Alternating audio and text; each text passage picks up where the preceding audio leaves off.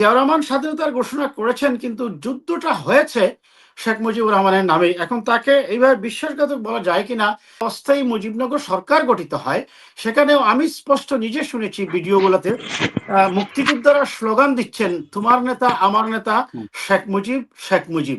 আমরা কেন জানি মনে হচ্ছে দিন দিন আমরা মুক্তিযুদ্ধের যে প্রকৃত ইতিহাসটা, স্বাধীনতার পরবর্তী শেখ মুজিবের সমালোচনা আছে।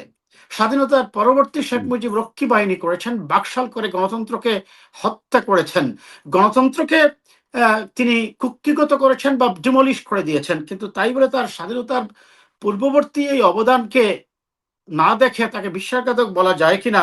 আমি মনে করি আমাদের সকলেরই, আমাদের জাতীয় নেতৃবৃন্দ, দেশের যেই হোক, জিয়াউর রহমান হোক, আর বঙ্গবন্ধু হন, আর শেরে বাংলা হন, আর এমনকি প্রফেসর গুলাম আজম সাহেব হন, তিনি পাকিস্তান একতাকার পক্ষে ছিলেন, কিন্তু তাই বলে তাকে কটুবাক্য বলা বা কটূক্তি করা মিডিয়ায় বসে, টকশোতে বসে, আমি এগুলোর থেকে বিরত থাকার জন্য